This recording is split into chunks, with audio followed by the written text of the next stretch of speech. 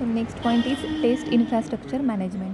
मग test infrastructure management म्हणजे काय की टेस्टिंगचं जे इन्फ्रास्ट्रक्चर आहे त्याचं काय करायचं आहे, मॅनेजमेंट करायचं आहे. मग this test infrastructure management is used to support both type of testing. Both type of testing means manual testing as well as automated testing.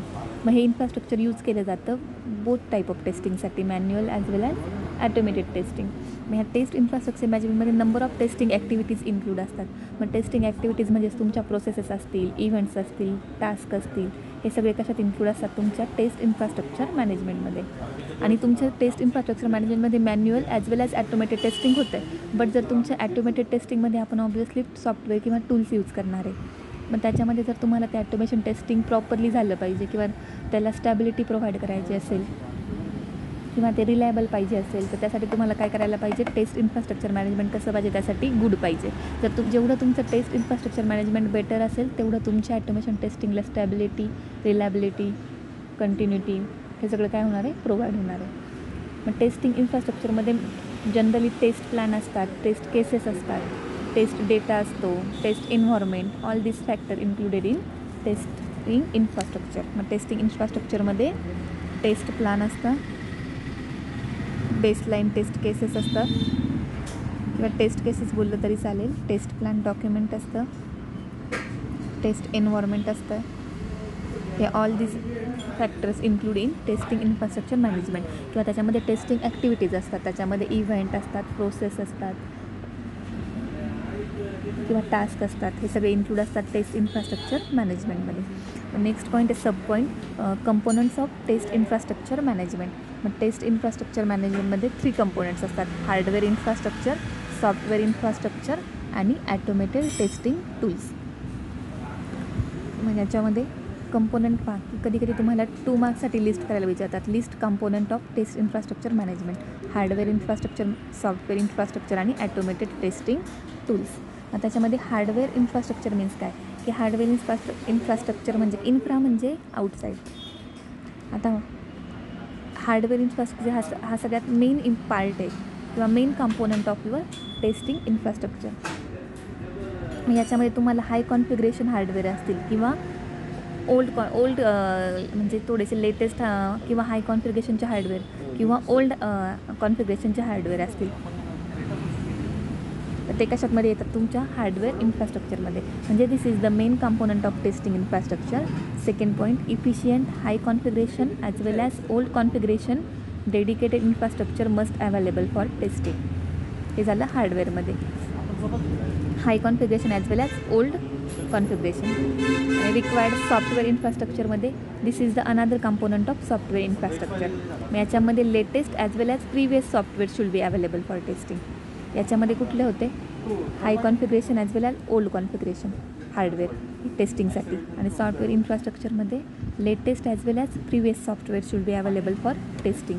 आणि थर्ड आहे तुमचा ॲटोमेटेड टेस्टिंग टूल्स.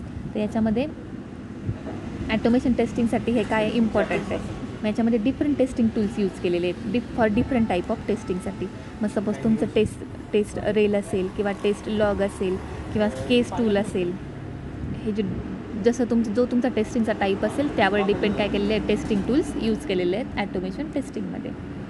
मग त्याचा पर्पज काय आहे की ॲटोमेशन टेस्टिंगचा की this different testing tools use for different type of testing to improve quality of software product. थोडक्यात काय, हार्डवेअर इन्फ्रास्ट्रक्चरमध्ये टेस्टिंगसाठी काय असतात, हाय कॉन्फिगरेशनवाले ॲज वेल ॲज ओल्ड कॉन्फिगरेशनवाले सॉफ्टवेअर इन्फ्रास्ट्रक्चरमध्ये latest as well as previous software.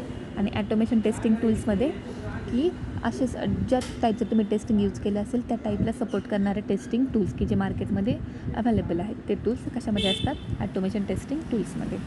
तर नेक्स्ट सब पॉईंट आहे elements of test infrastructure management.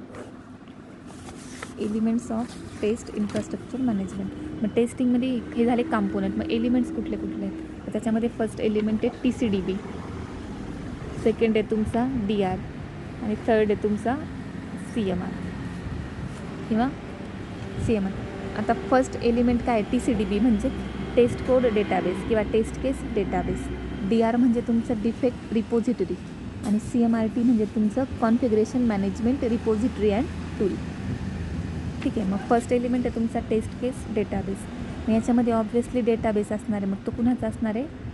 ज्या काही तुमच्या टेस्ट केसेस असतील त्या टेस्ट केसची जी काही इन्फॉर्मेशन अवेलेबल असेल ती सगळी कुठं कॅप्चर केली जाणार तुमच्या टेस्ट केस डेटाबेसमध्ये. मग आता तुमचे टेस्ट केस आले, मग त्याच्यामध्ये काही एंटिटीज असतील, काही ॲट्रिब्यूट्स असतील, तर त्यासाठी एक टेबल मेंटेन केला जातो. Test case database. Database is nothing but table असणार आहे. पण त्याच्यामध्ये टेस्ट केस डेटाबेसमध्ये काय असणार आहे? ज्या काही टेस्ट केसेस आहेत त्याचा काय केलेलं असणार? एक टेबल मेंटेन केलेलं असणार आहे. मग याच्यामध्ये काय असतं? टेस्ट केस डेटाबेसमध्ये सिरियल नंबर, मग एंटिटीचं नाव, मग त्याचा पर्पज आणि त्याचं ॲट्रिब्यूट असा एक टेबल असणार आहे. ज्या फॉर्मॅट आहे taste case डेटाबेसचा serial number, entity, purpose आणि ॲट्रिब्यूट. सपोज तुम्ही सिरियल नंबर घेतला तर रँडमली फर्स्ट. एंटिटी काय घेतली तुम्ही? समजा टेस्ट केस. त्याचा पर्पज काय आहे टेस्ट केसचा? Record all the static information about the test. Test केसचा पर्पज काय असतं? Record all the static information about the test. मग त्यासाठी कुठले कुठले ॲट्रिब्यूट यूज केले तुम्ही? टेस्ट केससाठी कुठले ॲट्रिब्यूट असणार आहे? आता test case ID, test case name, test case owner etcetera.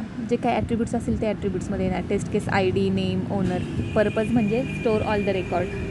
एंटिटीचं नाव टेस्ट केस आणि सिरियल नंबर 1. हा काय झाला तुमचा टेस्ट केस डेटाबेसचा फॉर्मॅट. त्याच्यामध्ये all relevant information related to test case काय केली जाते? स्टोअर केली जाते. सेकंड आहे तुमचं डिफेक्ट रिपोजिटरी. डिफेक्ट रिपोजिटरीमध्ये ऑब्व्हियसली आता कुणाची इन्फॉर्मेशन रेकॉर्ड केली जाणार आहे? डिफेक्टची. म्हणजे defect repository capture all the relevant details of defect reported for a product. प्रोडक्टमध्ये जे काही डिफेक्ट्स आले असेल त्याचं सगळं रेकॉर्डिंग, त्याचं सगळं रिपोर्टिंग कुठे असणार आहे? तुमच्या डिफेक्ट रिपोजिटरीमध्ये.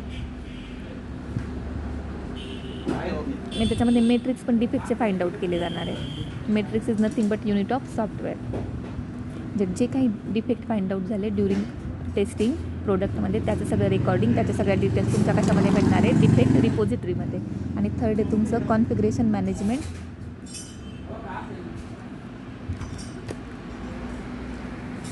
आता कॉन्फिगरेशन मॅनेजमेंटमध्ये काय केलं जाणार आहे की software configuration is a collection of software elements that comprises major business function. म्हणजेच काय की सॉफ्टवेअर कॉन्फिगरेशनमध्ये तुमच्या सॉफ्टवेअरमध्ये जे काही चेंजेस होतात त्या सॉफ्टवेअरचे जे काही चेंजेस झाले त्याला लेबलिंग करायचं, म्हणजे नेम असाइन करायचं, त्याला ट्रॅक करायचं आणि ते कंट्रोल करायचं काम कसं केलं जाणार तुमच्या सॉफ्टवेअर कॉन्फिगरेशनमध्ये. कॉन्फिगरेशन म्हणजेच काय? पर्टिक्युलर सॉफ्टवेअरचं इव्हॅल्युएशन करायचं आहे. म्हणजे सॉफ्टवेअरमध्ये चेंजेस केल्यावर त्याला लेबलिंग असाइन करायचं, ते चेंजेस ट्रॅक करायचे, ते चेंजेस कंट्रोल करायचे. हे कशात केलं जाणार तुमच्या सॉफ्टवेअर कॉन्फिगरेशन मॅनेजमेंटमध्ये. किंवा द पर्पज काय म्हणू शकतो आपण कॉन्फिगरेशन मॅनेजमेंटचा? To identify all the interrelated component of software आणि to control their execution throughout the various life cycle of phases. म्हणजेच काय की त्याचे जे काही कॉम्पोनंट्स आहेत सॉफ्टवेअरचे रिलेटेड ते सगळे कॉम्पोनंट्स काय करायचे? आयडेंटिफाय करायचे आणि त्याला कंट्रोल करायचं ड्युरिंग द एक्झिक्युशन. हे कशाचं काम आहे तुमच्या सॉफ्टवेअर कॉन्फिगरेशन मॅनेजमेंटचं.